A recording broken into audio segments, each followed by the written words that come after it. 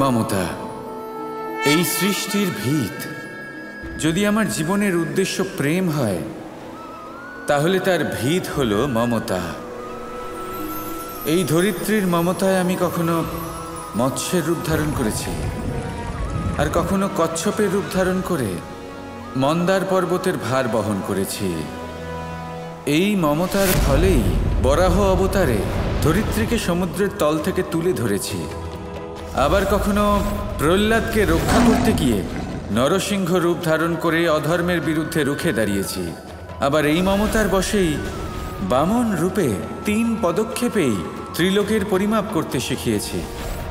আবার কখনো পরশুরামের রূপে এই ধরণীকে পাপমুক্ত করেছি। শ্রীরাম রূপে জন্ম নিয়ে একজন নয় 3 জন মাতার স্নেহ লাভ করেছি আমি। আর তারপর ওনাদের অপূর্ণ আশাগুলিকে বাস্তবে পরিণত করতে আমাকে ধারণ করতে হলো আরও এক অবতারের রূপ।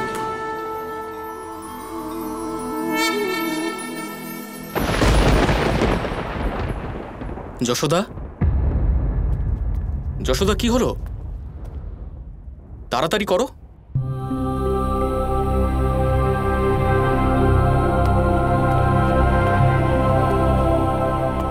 আবার ওর চিন্তাতেই মগ্ন হয়ে গেলে? চিন্তা তো সবসময় ওকে নিয়েই হয়, যে এখনো এখানে নেই, আমার পুত্র। কিন্তু ওর রূপ প্রত্যেকবার ভিন্ন হয়। যশোদা, খোলা চোখে দেখা স্বপ্ন কখনো পূর্ণ হয় না যশোদা। এত বছর পেরিয়ে গেছে তাও। জানি, আমি এখনো মা হতে পারিনি, কিন্তু অন্তর থেকে আমি মা। দেখবেন আর্য, একদিন আমার দেখা প্রতিটা স্বপ্ন পূরণ হবেই।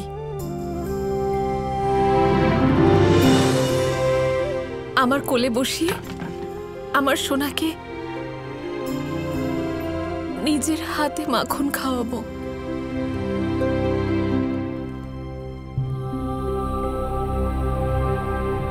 কিন্তু এখন তো এই মাখন মথুরা যাবে। গোকুলের প্রত্যেক কুঠি থেকে এই মাখন আর দুধ নিতে কংসের সৈনিক যে কোনো মুহূর্তে চলে আসতে পারে।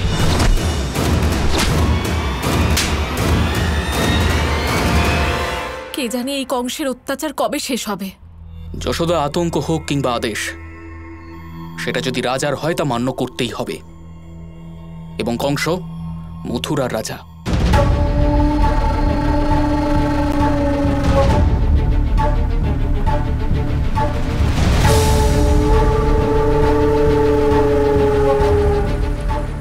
কংসের কাছে এর কোনো গুরুত্ব নেই যে গোকুলের শিশুরা ক্ষুধার্ত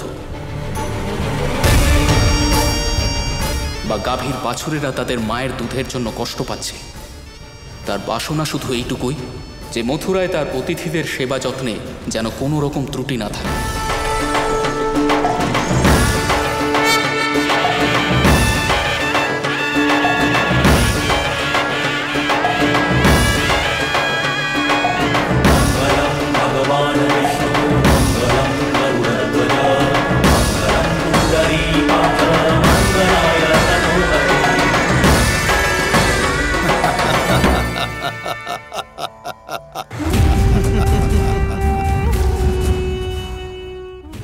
আমার জামাতা কংস নিজের অতিথিদের জন্যে অতি সুন্দর আয়োজন করেছে।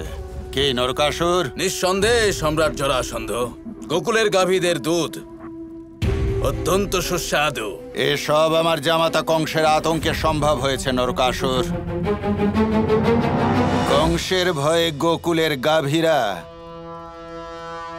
অধিক গাঢ় দুধ দেয়।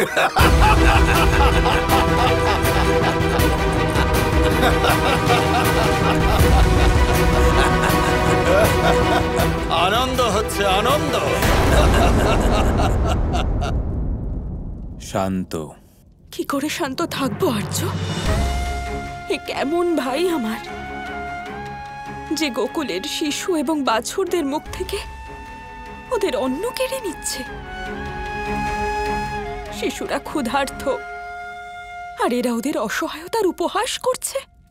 কখনো কখনো আমার ইচ্ছে করে না আমি দেবকী, না, ভুলে যেও না যে সেই সময় আসতেই চলেছে, যে সময়ের অপেক্ষায় তুমি এত কিছু সহ্য করেছ।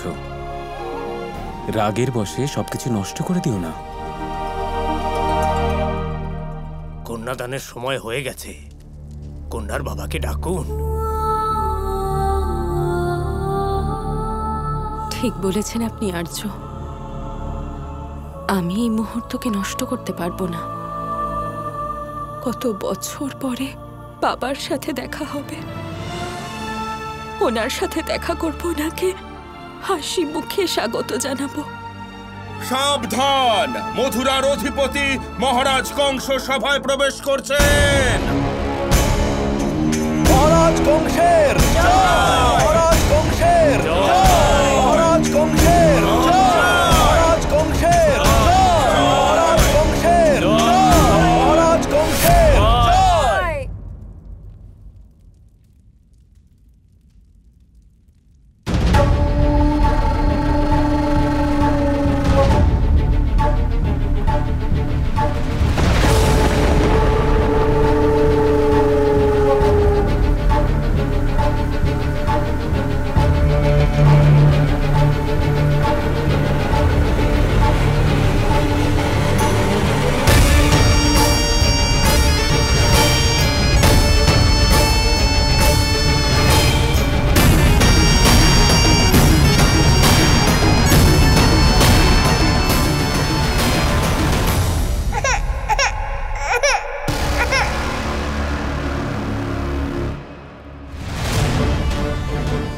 আরে মূর্খ, শান্ত করো ওকে, না হলে তোমার সাথে আমাকেও প্রাণ দিতে হবে। আর শান্ত হয়ে যা, আরে বাবা শান্ত হয়ে যা, ঈশ্বরের দোহাই তোকে শান্ত হ।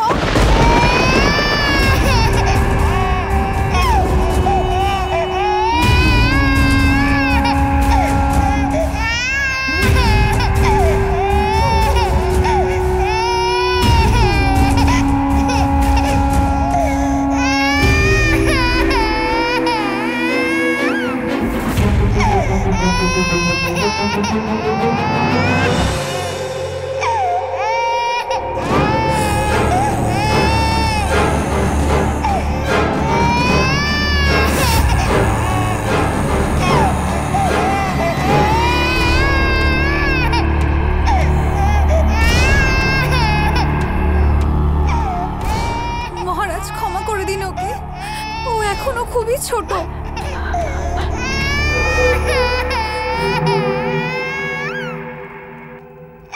মথুরার বালকদেরও জেনে রাখা উচিত, মহারাজের সভায় শান্ত থাকতে হয়।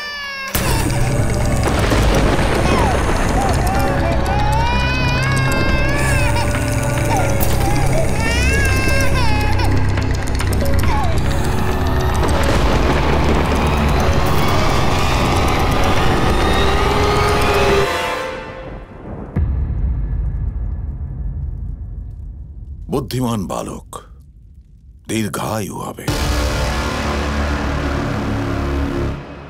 মহারাজের জয়! একদম সঠিক সময় এসেছেন, কন্যাদানের সময় হয়ে গেছে। এবার কুমারী দেবকীর পিতাকে ডাকুন।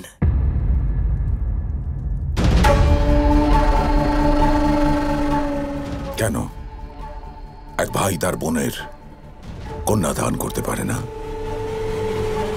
ক্ষমা করবেন মহারাজ, কিন্তু পিতার বেঁচে থাকাকালীন। পুরোহিত, শুনতে পেলে না মথুরাপতি কি জিজ্ঞাসা করছেন?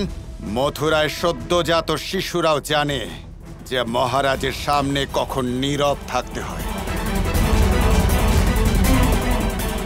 ভাই, কন্যাদান করতেই পারে।